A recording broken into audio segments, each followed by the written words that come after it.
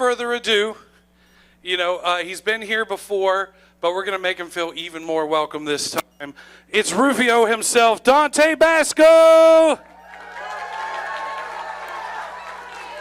Rufio!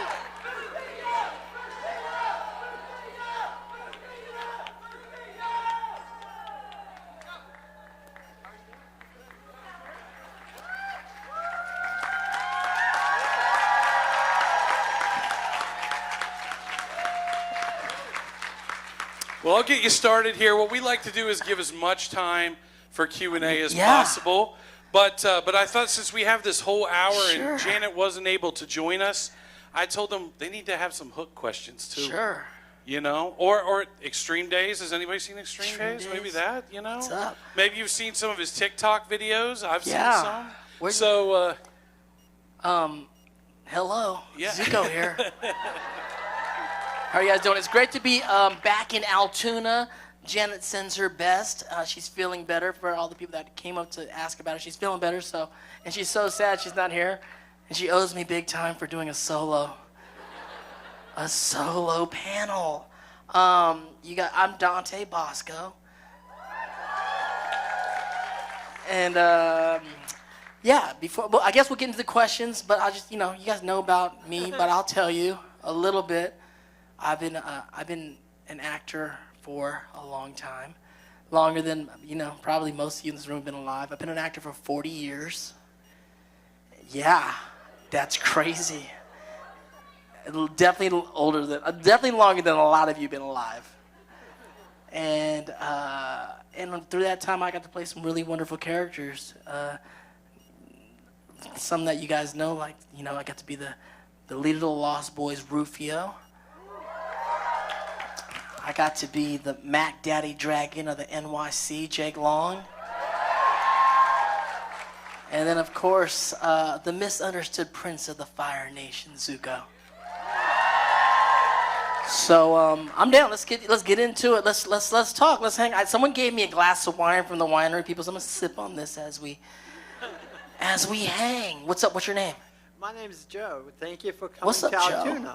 Thank you. My question is, you're in charge since of Peter Pan left. So who's the new villain? What do you want to see to happen to come into Netherland and be... Afterwards, after Hook goes down, I don't know. There's so many... I love the world of pirates and of all that. I've actually been working on a project with the writer and creator of Hook, J.V. Hart, who created Rufio. We were creating a whole new world that goes on beyond that called the Neverlands, and it goes into not just the pirates but also the indigenous people there and the mermaids, and there's several different pirate groups go around. So there's plenty of other pirate villains out there in the world for sure.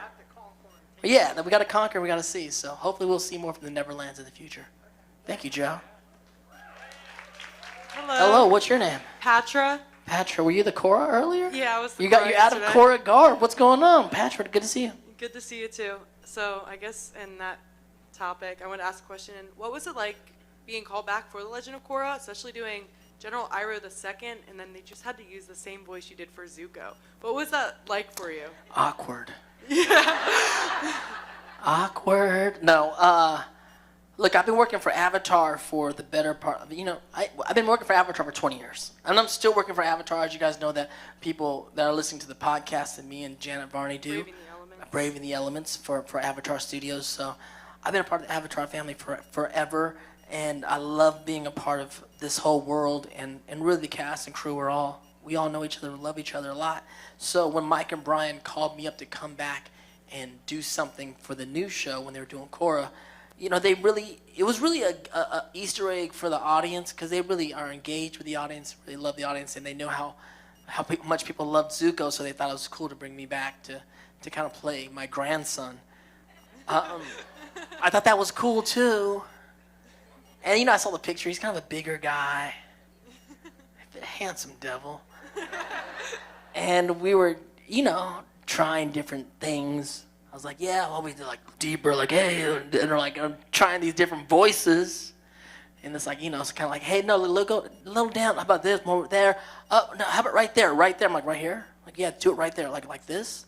Yeah, I'm like, That's my voice. That's the same voice as the other voice, but that's the voice we're gonna use? Yeah. And I was like, they're crazy. But I think it was cool. I think it was a wink at the audience, and I remember when it came out, like my Twitter blew up, like when he came back. But it was cool. I mean, there's things in the Fire Nation, the voices get passed down from generation to generation. Sometimes it skips a generation, but that voice may show up. Who knows? May show up in other Fire Nation families. Maybe that voice just comes back. Who knows? Thank you, Another Jen. thing I just want to say, I just watched But I'm a Cheerleader. Yes. And I didn't know you were in that movie, and I was blown. Homosexual varsity wrestler. Dolph, thank you so much. Hey, Toph, what's up? Hi, I met with you earlier, I know, but I was going to ask you this question. We all know in Legend of Korra that the spirit portal's open. And Yes. I want to know, was Zuko's first instinct to go to the spirit world just perchance to run into his uncle? That's a good question. We know Iroh's chilling in the spirit world. I don't know, he's very busy fire lording. So I don't know how much time he has to go through the spirit portal, but I figured he probably would. Him and Uncle Iroh are so close, Uncle Iroh probably wants to check up on how the tea shop's doing, if everything's being run correctly. But I would think, I don't know, don't you think like the spirit world, like if there was a spirit world open, would you necessarily go into it? Yeah. You would? I This is the deal. I'm Filipino, so being Filipino, and there's like a connection to like Filipinos and like spiritual things in the Philippines, all kinds. So I've seen some spirit world stuff. I don't know if I recommend it, you guys. I'm gonna tell you right now, it was kind of strange. It was a little crazy. There was some spirit things happening, and I was like, I should not be seeing this. So that being said, we don't know if you go to the spirit world or not. I think it'd be, but I thought Zuko's the Fire Lord. He might make it out there. The other question I have is for someone that was a little too nervous to come up, and it's a hook question for you. What was it like working with Robin Williams? Well, rest in peace, Robin Williams, first and foremost. I mean, Robin was really like one of the greatest to ever do it, the things that we do here in the Comic-Con world. He's really a one-of-one kind of guy, and I was a fan of his from before I was working with him, from like Mork and Mindy days, through his films like the Legend, Garp. I love Garp. I love one of my favorite movies of all time is Dead Poet Society. So I would hang out with this guy and talk about poetry and life, and he was just the greatest mentor to me as a young actor at that time in my life. So I have nothing but amazing memories of hanging out with him, and he was the most kindest, loving mentor to me. So rest in peace, Robin Williams.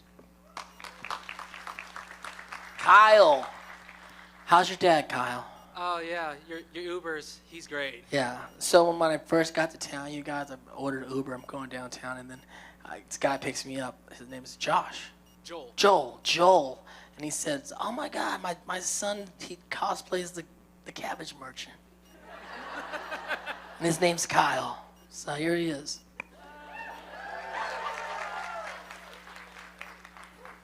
So I managed to ask Janet this a couple years ago when she first showed up for the Avatar reunion.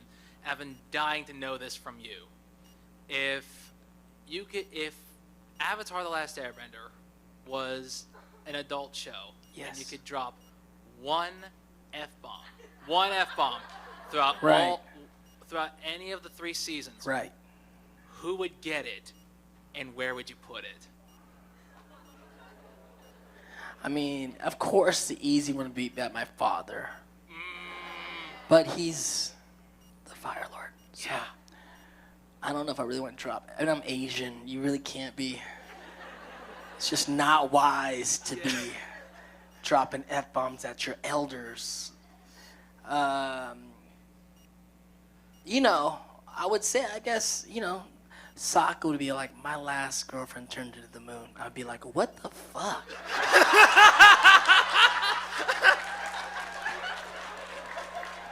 That was great. My personal one would have been Iroh. I feel like Iroh should have given it because he's a chill, and it'd have been right there where it's like you're talking to him and it's like, I know what you're thinking. She's my sister. I should be trying to get along with her. He just goes, fuck no, that bitch is crazy. She needs to go down. That's a good one too. Thanks, Kyle. Hi, I'm Meg. Hello, what's up, Meg? Hi. I was really glad to hear But I'm a Cheerleader mentioned. It's one of my favorite films. I wrote a paper on it. Wow. When I graduated. What did your high paper school. say? Well, I talked about the cinematography and like the small I don't know cult what following that it Okay. had, and the mise-en-scene of the film, and it was one of my favorite things that you've ever been in, and I loved it so much. I just want to know what your thoughts on it were, and like if you had any stories from the production or the release. Yeah, I love that movie.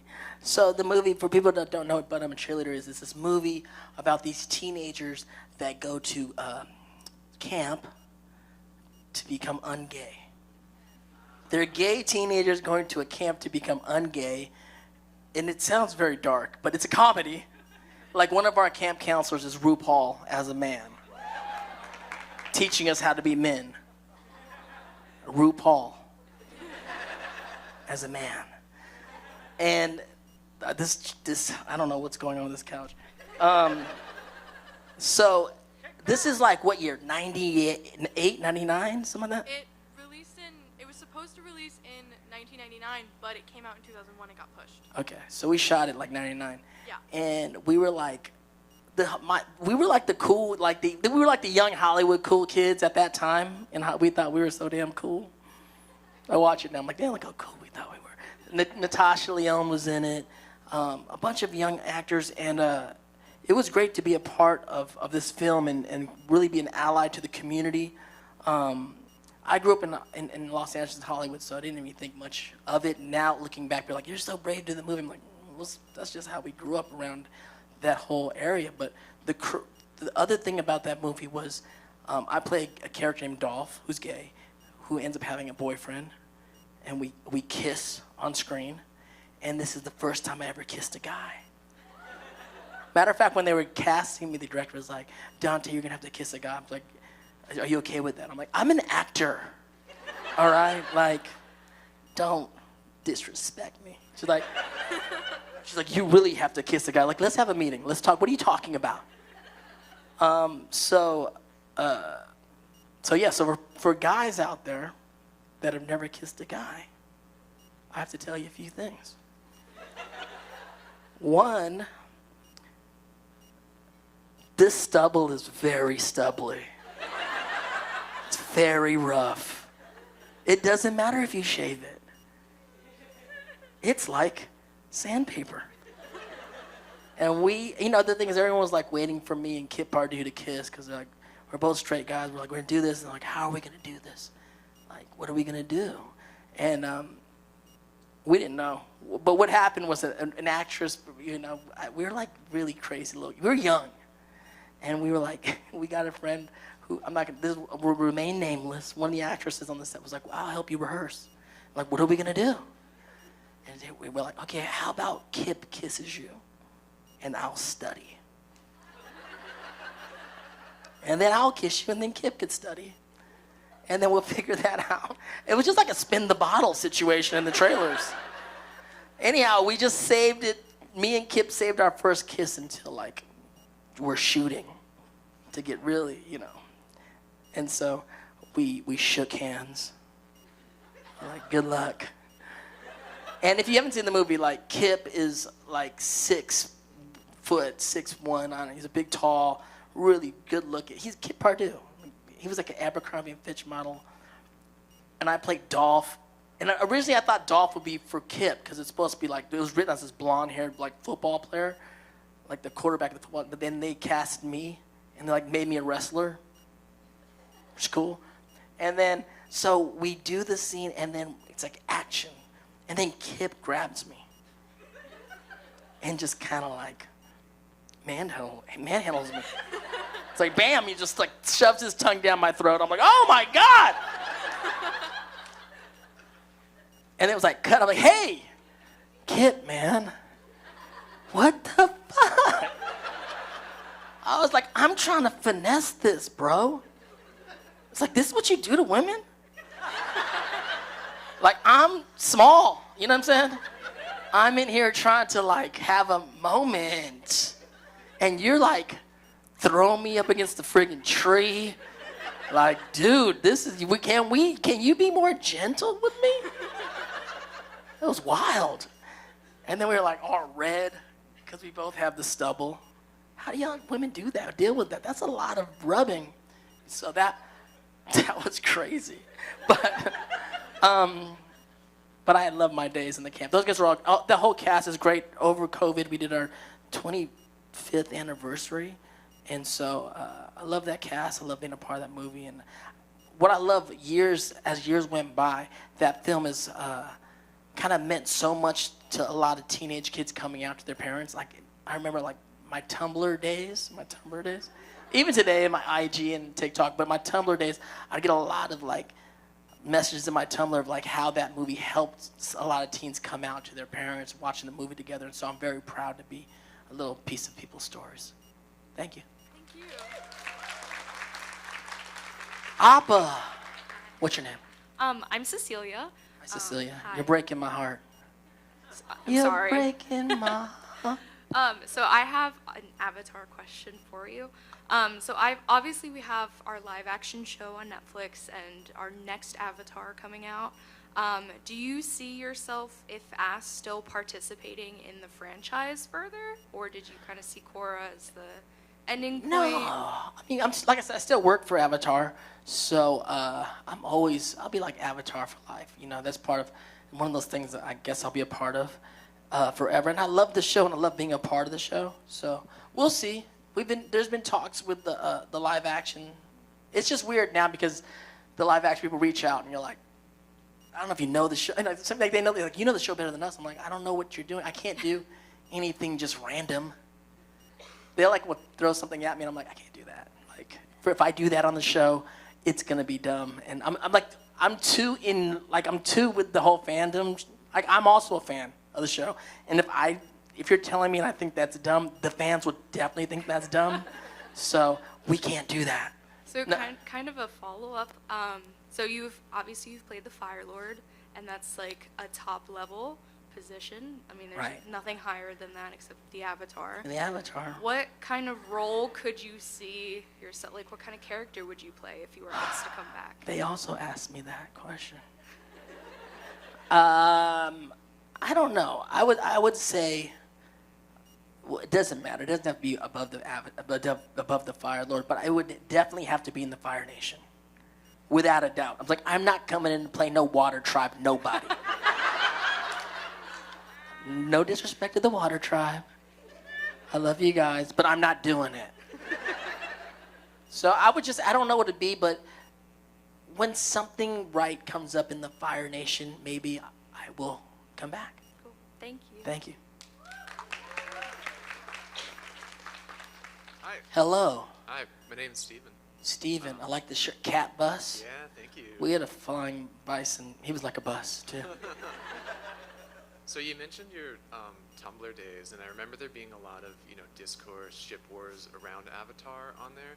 Do you feel like a kind of a connection to your characters and kind of like right, and kind of what they would do in whatever situation, and like? I don't know. I mean, when you act in a character, and especially a character that kind of, I did Zuko for so many years, like the series is years, right? And then when it really works for any actor, there's a lot of you in the character and a lot of the character in you. So there's like this kind of alchemy that happens, and you see it at Comic-Cons. The characters that are really like the ones that transcend. You're like, I know there's reasons why those particular characters. It's the right actor and the right character coming along at the right time. That being said, I don't know everything about Zuko. I didn't create Zuko. I'm a part of it, but I think it's a whole thing that all of us come together. And when it's like this 20 years later, right, I become a fan of the show also, and a fan of the character. And I hear so many stories from fans about how Zuko was there for them in a lot of different ways. He was there for me in very similar ways. So in some ways, I'm just a fan like everybody else. I wouldn't claim to have any superior, ideas. Like I ship Zutara, like some of us do. Mike and Brian will say, that's not how it goes, Dante. I'm like, I know, but I ship it. I ship Zutara. Mike and Brian definitely don't ship Zutara. That being said, I do. So it doesn't mean that I know anything more than anyone else. My Tumblr days, I love talking Avatar ideas and conspiracies as much as friggin' anybody. And now that I've done the podcast, me and Janet have become like PhD level. On the first show, I'm now working towards a degree in Korra. I'm only a few seasons in, but first show, like, let's talk about it. Let's get into it. So it's great. I can totally geek out and we can figure it out. But doesn't mean that my ideas are any better than yours necessarily, So I have a good time. I think it's fun for all of us. Yeah, thank you so much. Thank you.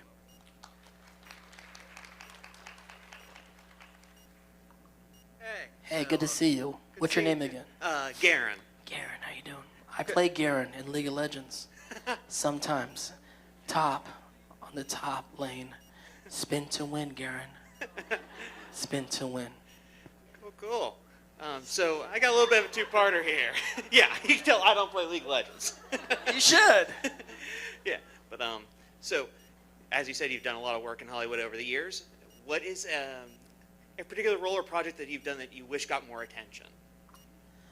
I don't know. I don't know. They're all more attention. I did a film that I directed, my directorial debut, that did pretty good. It premiered at South by Southwest Film Festival.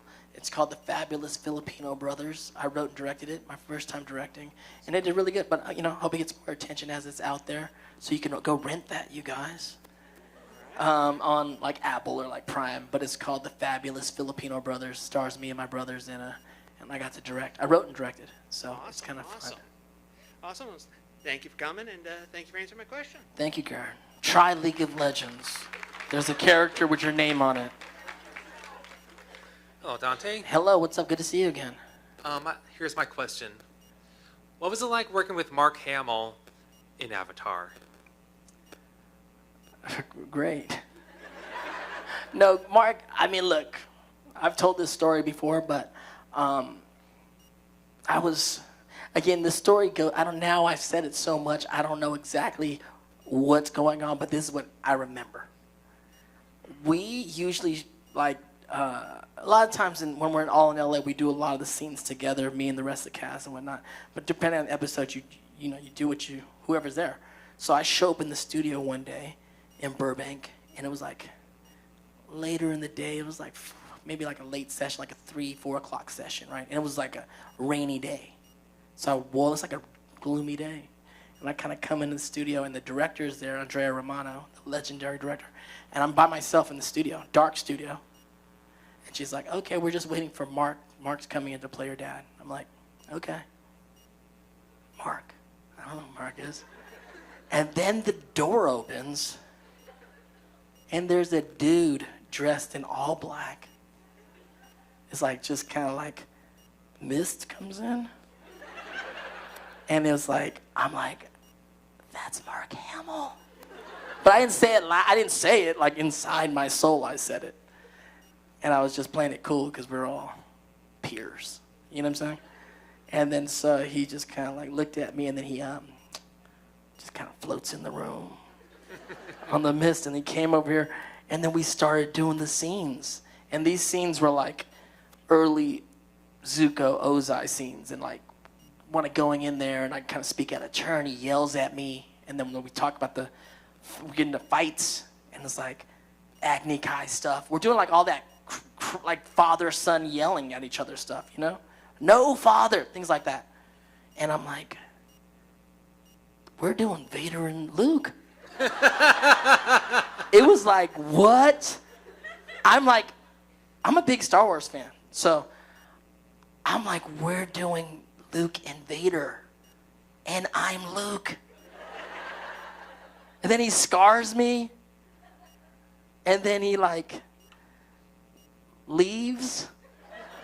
He just floats out of the room. I just crumbled down. I was like, it was one of the most surreal moments of my life.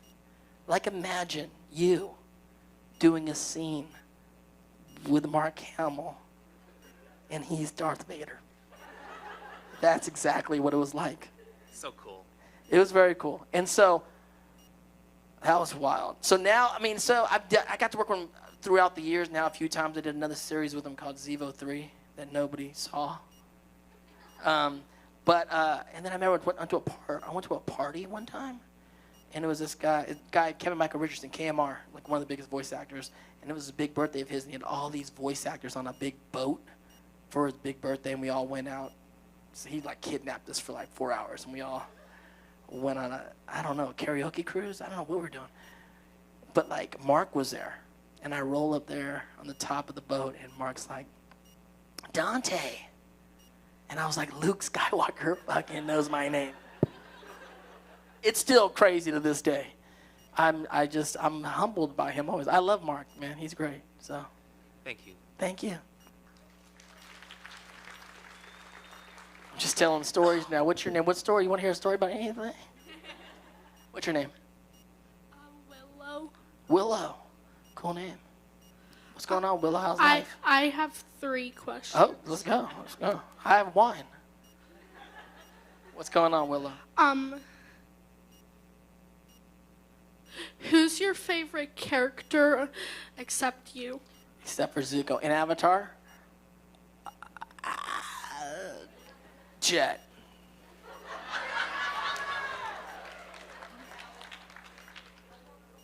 I know Jets. I need more Jet cosplayers in my life. Would you want Zuko to date Sokka in Avatar? Zuko and Sokka? I've seen some art. I've seen some art. They're homies for sure.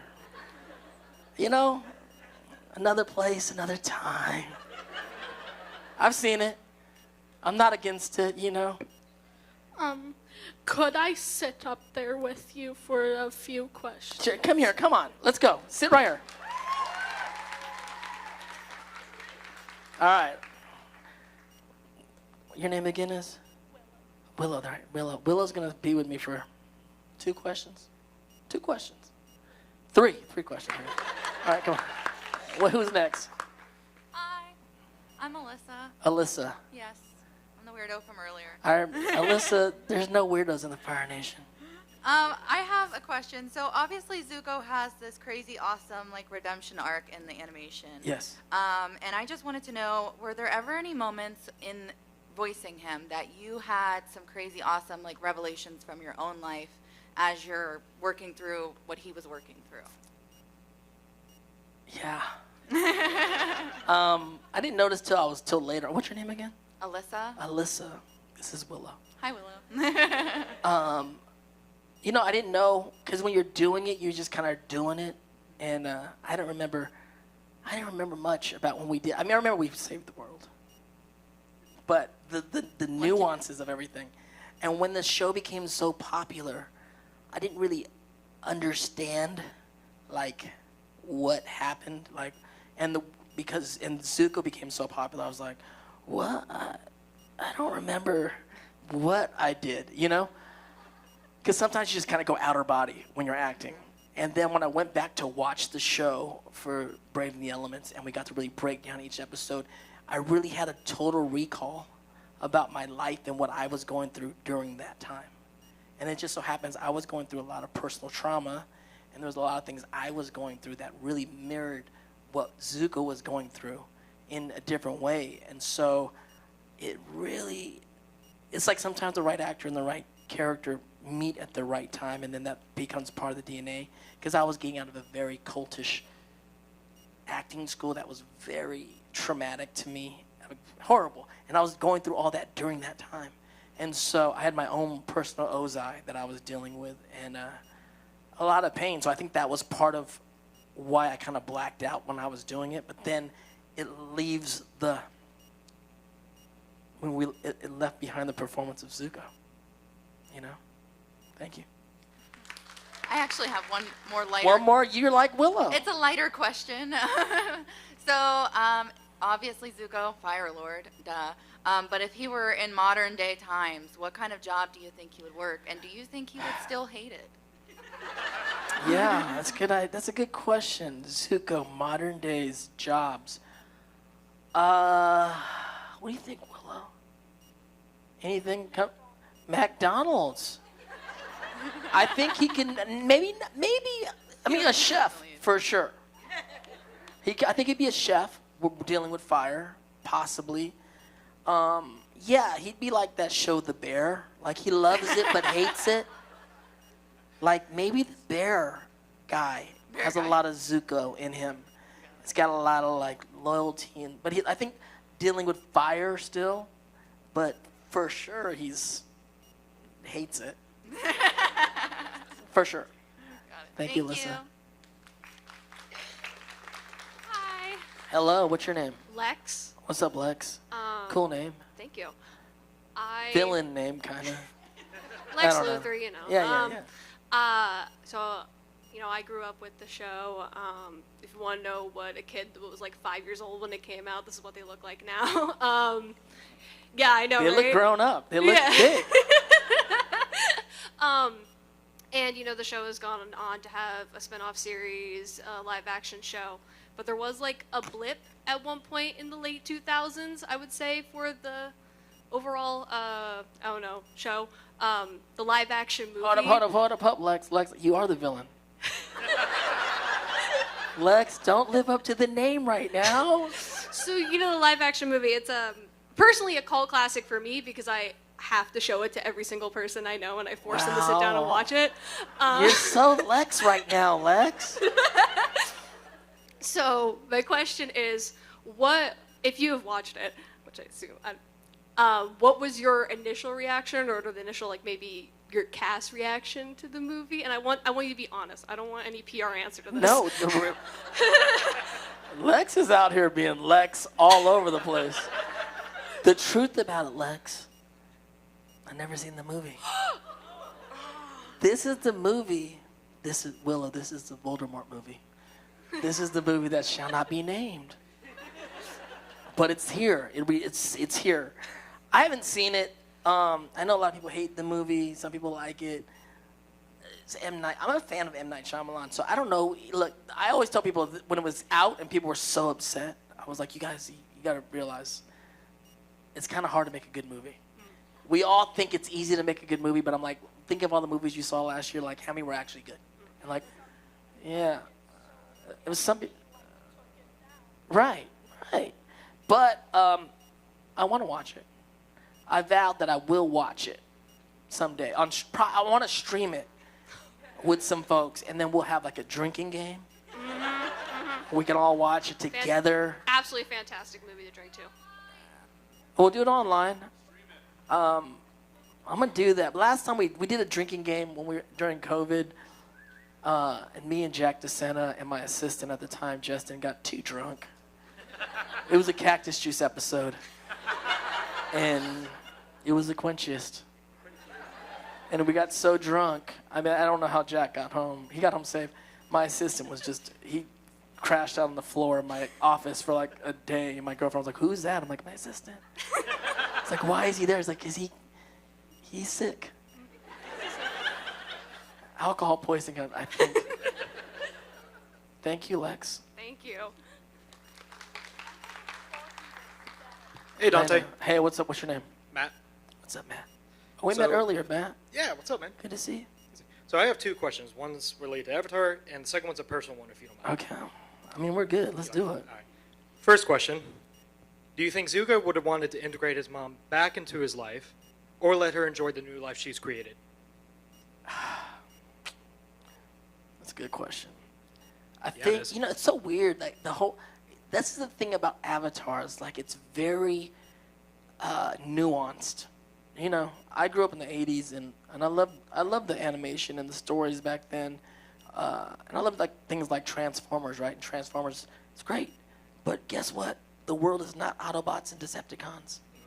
That's not how it works. It's not black and white. It's not binary. there are things like in Avatar. There's so many different levels. What's right and what's wrong, and what's kind of right and what's kind of wrong, and we don't know. So with his mother, I read the comics, and it's so hard. I mean, Zuko and Azula are two kids from two abused kids, siblings, two paths of abused kids. Right. One had Iroh, so he was able to kind of come out of it. Azula didn't, and you can see what lane that led her down. Part of the abuse was the neglect of their mother, which is horrible because she was in an abusive relationship too, and she fled for her own well-beingness. Right. Would hold a grudge? The old Zuko might have. But now, I think, I don't know. It's hard. I think he just lets her go because she seems she's in love. She changes her whole face and everything. I think there's a part you have to let go.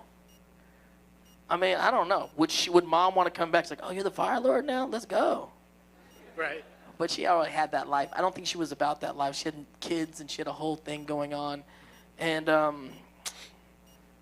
think I don't know. I think I would let her go. Yep. There's a story. So I have family, and there's with families that have families, all that kind of stuff. You find skeletons in families, right? And so one guy had another kid from another marriage. And then I was like, why didn't you go back and find that kid? And he's like, I promised her mother that I would let her raise that kid with her new husband as their kid. Right. And I was like, but don't you feel because I made a promise. If that kid ever wants to come find me, I will be there for it. But it's not, once certain things go into the world and you've made things, it's like, who are you to want to change for your own selfish feelings? The world, Avatar, is very nuanced. There's no completely right answer all the time. There's no completely wrong answer. Right. Yeah. Okay. So my next question, personal. You don't have to answer if you don't want to. Recently, I read that you became a father, so congratulations. Yes. Thank you so much. I'm a dad now, Willa. Oh my God. So my question is, are you more interested in showing your son the things you enjoyed doing when you grew up, or more interested in watching your son discover who he wants to be in life? Yeah, I've been thinking about that. I mean, I'm only 7 months in, so show them both? You're probably right. Willow's probably right. I think I've been I'm only 7 months in, so I don't know what I'm doing yet. But it's kind of like the great experiment, right? It's kind of like this great experiment. You have this child, and you're looking at this dude, and he's great. And you're like, I want to try to give you all the best parts of me, and steer you clear from all the things I don't think would be helpful to you. Right. But that being said, I mean, this kid can't even really sit up by himself all good. But yeah. I just can't wait to really meet and talk to him and find out who he is. Because I think also it's a case-by-case scenario, And so I hope, I don't know. I was just talking to someone earlier, who do you want to be? I'm like, in Avatar, outside of you. I'm like, I'm a father now, so it's all about Uncle Iroh now. It's kind of like us becoming the best Iroh I could be and try to, lead this kid, Right. To give him the best opportunities in life. Okay. Thank you, Matt. Thank you. One more question? Well, sure. Relax. Hi. My name's Greg. I'm also a father. Everyone's gone what you're going through. Okay. So you're doing fine. Thank you. My kid has a fever right now. He's teething, and when the kid has a fever and it's 3, 4 in the morning, and he's just laying there warm, and you feel like the worst parent in the world. 100%. You're like, I think I'm killing my child. But I also have a personal question. Forgive me, I don't know if you've done any voices for video games, but if there is a specific franchise, if you got to choose, what video game franchise would you want to put your voice in? Yeah, I've done some voices for video games. What did I do, Willow? You know anything I did? I'm thinking. There was early in the game, in video games, console games, there's a game called Skate. Yeah. I played this kid named Shinobi and Shingo in Skate 1 and Skate 2. I I've done voices for like, I did Final Fantasy, one of them. I did like Mortal Kombat, one of those things. But as far as the gaming world, I only play one game, like religiously. And that's League of Legends. So I do stuff for League of Legends sometimes. I've done like celebrity matches, and I've gone to the championships and things of that nature. And people were like, you should do a voice. I would love to do a voice for League of Legends. It's non-union, which is kind of against the rules for me to do it. Okay. So, but I'm trying to find a workaround. Maybe I'll just do it under a pseudonym. But I was like, it needs to be a firebender. But I do, like, my main character on League of Legends is Jinx. I play Jinx. Anyone play? And they have a skin for me on there. Firecracker Jinx is American Dragon Jake Long. Oh, that's awesome.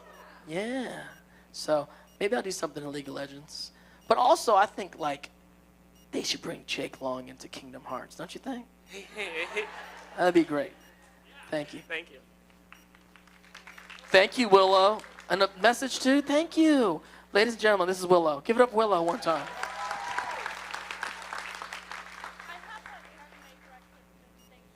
You have an anime recommendation before you go? What do you want? What is it? Psyche K? Is that a good one, you guys? Okay. Thumbs up. Thank you, Willow. Thank you. Thank you for the hat. And nice tail. What's your name? Hi, what's your name? Lila. What's up, Lila? I was just wondering a hook question. Would you ever think that you were going to be Rufio? No. First of all, how do you know Rufio? You're very young. Huh? You're very young to know Rufio. Still, I'm glad you know it. Must mean your parents have very good taste. How old are you? 11. 11. So I started acting when I was 10. I played Rufio when I was 15. And I got the opportunity to do this movie. And it was exciting because everyone in Hollywood was buzzing about the movie because we found out that Robin Williams was playing a grown-up Peter Pan. And we were like, that's crazy. And I remember calling my agent like, yo, I need to be in this movie, like no matter what goes on. And I go to audition for the movie. And I auditioned one time for a character that I don't even know what I'm doing. I'm like, do this thing. And then they're like, my agent calls like, Steven Spielberg wants to meet you. It's like, what? So I'm like 15, and the rumor, I'm going to tell you this story about what happened. The rumor in Hollywood when we were in the 80s and 90s is like, Steven Spielberg has an arcade in his office. Like an arcade. Like, not like, this is before like Nintendo and like PlayStation and everything. This is like, I'm talking like at the mall arcade, like Dave and Buster's. You would know it as Dave and Buster's. We just knew it at the mall. He has one of those in his office. That was a rumor. And so when you go to Universal Studios in the back lot, there's a little place called Amblin, his offices, and you go there. And I went in there with about half a dozen other kids, and they opened the door, and he had an arcade. And we were like, what is going on? So they're like, go play. And we all went, and we're in there playing arcade games from that era. You probably even know these games. Probably playing like Joust and Dig Dug. Galaga was up in there playing. And then someone tapped me on the shoulder, was like, Mr. Spielberg will meet you now. And I was like, what? They're like, yeah, Steven wants to see you now. I'm like, oh, I'm here for an audition. Totally forgot. Then I went in the back, and I met with Steven. And me and Steven started talking about movies and life and a character I did in another movie, and we were talking for so long. I was like, do you want me to read? I was like, hey, don't you want me to read the scene? And he looked at me, he said, no, you don't have to read it. I just want to meet you. And I was like, ah. And then I said goodbye to him. And then my mom said, how'd it go? And I told my mom, I didn't get the part, Mom. She said, what? I said, I didn't get the part. She goes, how do you know? I said, I didn't even read. She said, you were rehearsing this. We were rehearsing the script all night. Like, I know we were rehearsing the script, but then when we got there was an arcade. And then we were just playing Defender. And then we got there, and I talked to him for like 20 minutes, and then he didn't want me to read the scene. So I was like, I didn't get it. She was like, oh, okay. And then the next day they offered me the role. and which is crazy. And I talked to Spielberg later on, Steven. I was like, on the set when we were shooting, I was like, hey, Steven, I've never had an experience casting a show like that, a movie. And he said, out of all the kids that we read, I saw your audition on tape, and you're the only kid that scared me. And so now, like years, like, so we came out in 91, so it's like 30,000 years later. The fact that Rufio still lives on is pretty cool. I wasn't much older than you when I did it, and I'm way older than you now. So I did not know that that character would be. I'd be talking about him and talking about him with you all these years later, and I'm very proud of it. Thank you. You're welcome. I have one more question. Go for it. So, who would be your favorite character besides Rufio? In Hook? Yes. I mean, Captain Hook. Pretty phenomenal. Also, I loved, Julia Roberts. I would sneak in her trailer some mornings just to say good morning to her. Had to say good morning to Julia. You would too. If you knew she was on the set, I would just go, hey, Julia, I'm going to come. Do you want any coffee or anything? Or do you want me to get you anything? So Tinkerbell. But, when I watched the movie again, Hook, Dustin Hoffman as Hook was so great. I would show up on my days off just to watch him work. And, of course, Peter. I don't know. It's hard to delineate any of them because being on the set watching Robin Williams act in improv was phenomenal. So all those guys are great. Thank you. You're welcome.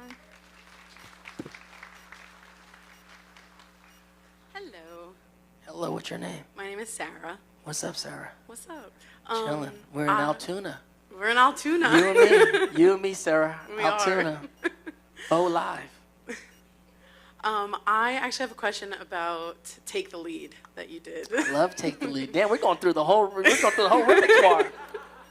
Me and my dad love that movie so much. I love that movie too. Let's talk Take the Lead. I was wondering if you had any favorite memories or funny stories about playing with Ramos in that movie. What? I love that movie. So when I started my career in the entertainment industry, I was a break dancer. I was a b-boy. I was a dancer. So for people that don't know, Take the Lead's a dance film. It's about these kids that are like the punk kids that end up going to detention and learning how to ballroom dance. And so this is the first time I got to dance in a movie. And it was really a full circle for me in my life to kind of come back and really dance in a movie. You know what I'm saying? And so I love that movie will forever be special to me. Ramos, I don't know, so much. It was such a big part of my life when we did it. We flew in early to learn all the dances, waltz and the Roomba and the quick step and everything. So, I love that. One of the crazy things about that film, not only we were doing that, but we were like all dancers, like a lot of different actors in the movie, and we shot in Toronto. So, and I'm a dancer, like I'm a b-boy and I'm like a cipher dancer. So I'm from LA. So when we got there, the whole cast that I was with, I was like, hey, yo, we gotta go out and dance. They're like, what? I was like, yo, we gotta go out and dance. We gotta battle everybody. They're like, what do you mean, dude? I'm like, trust me, we gotta battle people because we're in Toronto and we're doing a dance movie and we're a bunch of Hollywood actors. You know what I'm saying? And when the movie, there's a bunch of scenes in the movie where we're dancing with other dancers and like the high school dance and the other thing. And when they come, they gotta understand that we're not punks. They're like, what do you mean? Like, they're going to know us because we're going to be here for a few months. So I took me and the rest of the crew, and we battled every night. We freaking battled everybody. Win, lose, or draw. We were out at the clubs battling people. And we were from L.A., and people were, like, looking at us. One of us was crumping. We were doing, like, b-boying. We were doing all kinds of stuff. And it was wild because they were like, yeah, we really about that life. I'm like, yeah, it was like my own form of, like, method acting for dancing. And so, yeah, when all those people came to the set and they were like the dancers from Toronto, it's like, we were like known. We're like, what's up? Like, they knew us because we were out in them streets. So I take dancing seriously, and I love dance. And to me, when we did, the ending scene, the trio, yes, the trio tango, we did that one night. It was so exciting to do, and we kept going over, and I love that scene. And I remember I talked to my co-stars, Jenna Dewan and Elijah Kelly, and I was like, yo, this is my Grease. And they're like, what? I was like, this is my grease. They're like, what does that mean, dude? I'm like, growing up, one of the reasons why I became an actor for sure was John Travolta in Grease. Because, I mean, I was like, people don't really understand. And even that, when I did that movie, I had a picture of John Travolta from Saturday Night Fever on the wall. Because when I shoot movies and stuff, I always tear stuff off magazines and stuff and post it all around my hotel room to like, it's like kind of a vision board of like the characters I'm doing, right? And so John Travolta was one of those things for that character. Because I was like, you guys don't understand. Because they were younger than me. I was still like pushing 30. I was pushing 30 playing a teenager. But I was like, yo, before Michael Jackson, John Travolta was the greatest dancer in the world. Like, a lot of people don't know that. A lot of older people might know that. But the younger people don't know that. We all know Michael Jackson was Michael Jackson, like the greatest dancer in the world. And me too, Mike. But before Mike Jackson, John Travolta was the greatest dancer in the world. Like Saturday Night Fever and Grease. And I was watching Grease so much. The first performance I ever did with my brothers was at the local, what's called the PhilAm, the Filipino American kind of center. And we did Grease Lightning as little kids with the swearing and everything in it. And so to do this dance scene over and over in the middle of the night was like me. It's like, it was my Grease, you know? So that movie is like my Grease. I love that movie. Thank you. Thank you. Well, we'd love to be able to get to everyone.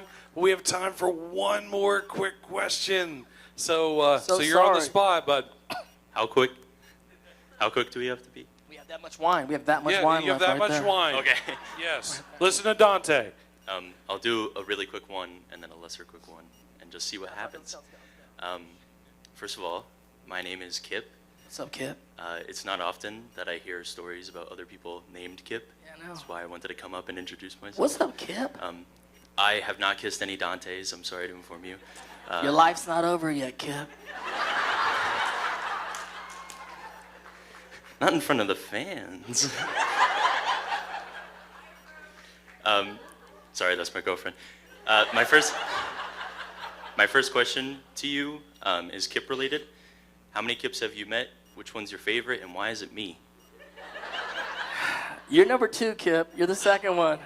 Kip Pardue was the first one. Wild guy, good guy. Haven't seen him in a while, but right now, today, you're the best one ever.